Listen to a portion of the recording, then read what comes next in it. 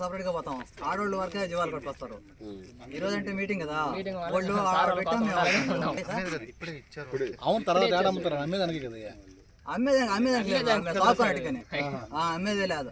ఈ పిల్లలు పెద్ద అయితే మరి పోవాలి కదా, పెద్ద అయితే కోడే పిల్లలు వచ్చినప్పుడు అమ్ముకుంటాం అంతే.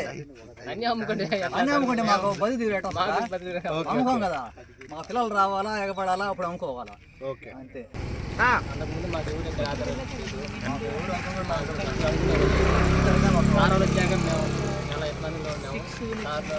గట్టిగా చెప్పాక మాకు చాలా అనుకూలంగా ఉన్నది, మాకు బాగుంది. మేము కూడా వాళ్ళకి ఎంతో సహకారంగా చేస్తామని చెప్తాను.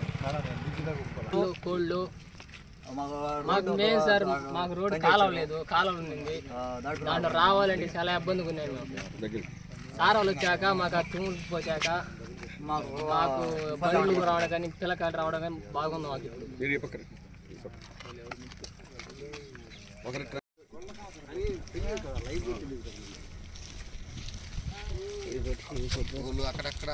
వాళ్ళు చింతకుండా ఉన్న వాళ్ళకి ఇప్పుడు ట్రాక్టర్ కూడా తోలుతున్నారు. సో అప్పుడు వాళ్ళు జీవాధారం కూడా దీనివల్ల ఇప్పుడు నీళ్ళు వచ్చిన కష్టం. ఇప్పుడు గర్భిణులు ఉన్నారు, చిన్నపిల్లలు ఉన్నారంటే దీన్ని దాండి పోవాలంటే కష్టం. జీవాలు కూడా పోదు, వాళ్ళే ఇంక తోలుతున్నారు ముందర. సో అప్పుడు జీవాలు మేతలకు పోయి దీన్ని కూడా కొంచెం కష్టంగా పడింది. ఇప్పుడు మనం అన్ని ఫ్రీ చేస్తాం కదా, కానీ వాళ్ళు ఎంతో కొద్ది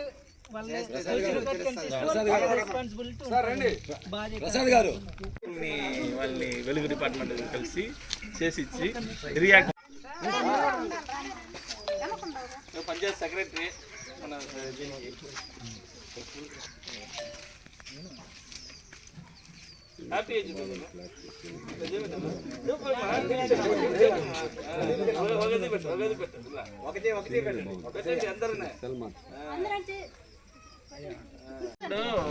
ఉమెన్ ఎంపవర్మెంట్ చేయాలి కదా, సో దానికి వాళ్ళకి పొదుపులు వచ్చి ఆగిపోయింది. ఫస్ట్ కూడా వాళ్ళు కూడా 10,000 వేస్తారు.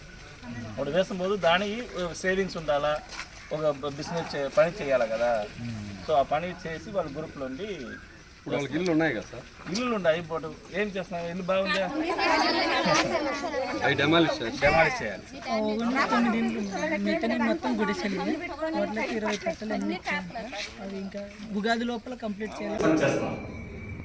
70 విలేజెస్ వచ్చి డివైడ్ చేసి 5 విలేజ్ డెవలప్మెంట్ ఆఫీసర్ పెట్టినాం. వాళ్ళే పాయింట్, వాళ్ళే వచ్చి ఫస్ట్ లెవెల్ జనాలుగా ఉంది పనిచేసేవాళ్ళు. మళ్ళీ మనం విలేజ్ పక్కలనే ఉంది, మన అక్కడ పోయి మీకు చూపిస్తాం.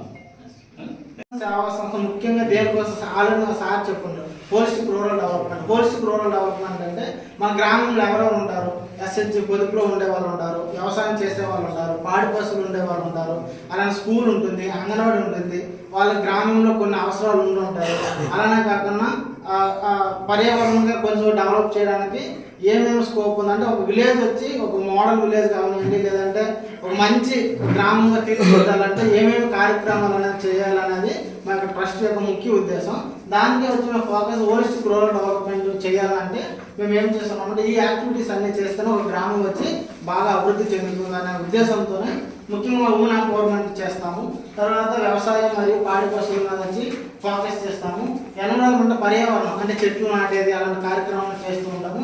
ఇన్ఫ్రాస్ట్రక్చర్ వచ్చి ఇప్పుడు మీకు ఆల్రెడీ అందరికీ తెలుసు, స్కూల్స్, అంగన్వాడీస్, హాస్పిటల్స్ ఇలాంటివన్నీ కూడా మేము వచ్చి రెనోవేషన్ చేస్తుంటాం. అంటే మేము వచ్చి ఓన్ బిల్డింగ్ వచ్చి రెనోవేషన్ అంటే గవర్నమెంట్ బిల్డింగ్ మాత్రమే వచ్చి చేస్తాము. కొత్త బిల్డింగ్ ఏమి చేసే ముందు ఇప్పుడు గవర్నమెంట్ బిల్డింగ్ దాని వచ్చి ఏమైనా సదుపాయాలు లేకపోతే ఆ సదుపాయాలు వచ్చి మేము రెనోవేషన్ చేసి ఇవ్వడం అనేది జరుగుతుంది. వాటర్ కన్జర్వేషన్ అందరికీ తెలిసే ఉంటుంది. మన గొడ్డేరు కైవేలి అనేది వచ్చి 3 సంవత్సరాలకు ఒకసారి వచ్చి ఎవ్రీ ఇయర్ ప్రతి సంవత్సరం వచ్చి మనము శుభ్రపరుస్తుంటాం. అంటే చెట్లు అవనివ్వండి, లేదంటే వాటర్ సరిగ్గా పోకపోతే ఛానల్ క్లియరెన్స్ అవనివ్వండి, ఇలాంటి కార్యక్రమం అనేది 3 సంవత్సరాలకు ఒకసారి వచ్చి ప్రతి సంవత్సరం మనం చేస్తూ ఉంటాం.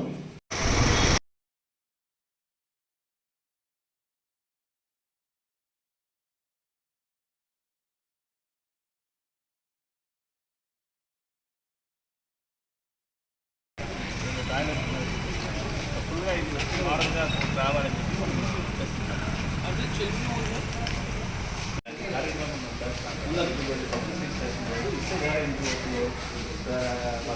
ముందుకు వచ్చి ఇవాళ మన టీఎస్లు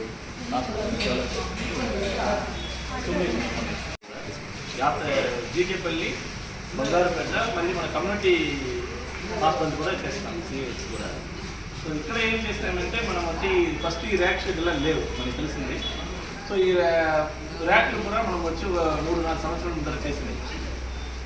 తర్వాత ఇక్కడ ఇది కూడా ఎంటీ ప్లేస్గా ఉంటుంది, పార్కింగ్ ఏరియా కూడా, అది ఇప్పుడు చేసినది. ఈ సంవత్సరాల ఏంటంటే పార్కింగ్ షెడ్, ఫెన్సింగ్, మళ్ళీ పెద్దగా ఉండే 2 టాయిలెట్ ఉన్నాయి, ఆ టాయిలెట్ రెనోవేషన్స్, మళ్ళీ ఆ డిజిటల్ రూమ్ కూడా మన ర్యాక్లో వచ్చి లేగానే ఉంది గ్యాప్లో, అది వేసిస్తున్నాము. మళ్ళీ లోపల ఉన్న టాయిలెట్స్లు, స్లమ్మింగ్ వర్క్ కూడా మనం చేసిస్తున్నాము.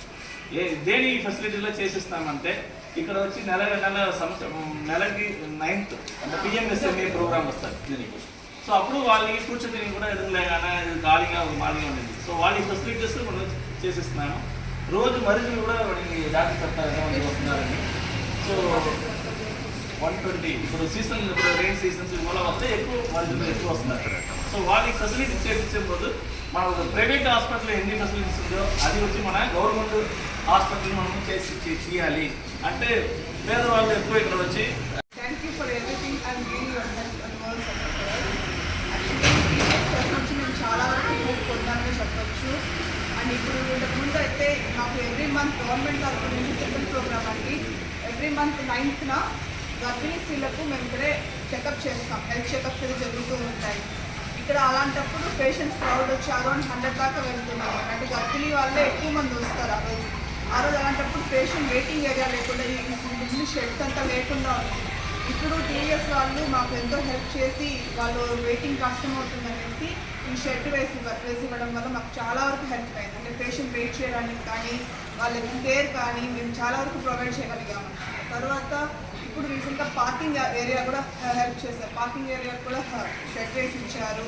అండ్ లోపల ఈ ఫీల్డ్ స్టాఫ్, ఆశా వర్కర్స్ ఆ రోజు వచ్చినప్పుడు మాకు పిఎంఎస్ఏ రోజు జరిగిన ప్రోగ్రామ్స్కి కానీ ఏదైనా మీటింగ్ హాల్స్ జరిగినప్పుడు ఎవరైనా వస్తే పేషెంట్స్కి ఇబ్బంది పడకుండా వాళ్ళ పేషెంట్స్ కోసం ఫీల్డ్ స్టాఫ్ కోసము వాష్రూమ్స్ కట్టించడం కానీ వాష్రూమ్స్కి వాటర్ ఫెసిలిటీస్ ఇవ్వడం కానీ చాలా వరకు హెల్ప్ చేశారు. ఈ ట్రస్ట్ నుంచి మేము చాలా వరకు హెల్ప్ తీసుకున్నాము. మా పిహెచ్సికి రెనోవేట్ చేయడానికి చాలా వరకు హెల్ప్ చేశారు. ఎలాంటివంటే ఫర్ ఎగ్జాంపుల్ ఇప్పుడు పార్కింగ్ ఏరియా, ఈ waiting hall and meeting hall కూడా కట్టించున్నారు. అండ్ లోపల ల్యాబ్లో కూడా వాటర్ ఫెసిలిటీస్కి sink and storage room, racks చాలా హెల్ప్ చేశారు. అవన్నీ మీరు చాలా వరకు ప్రొవైడ్ చేశారు.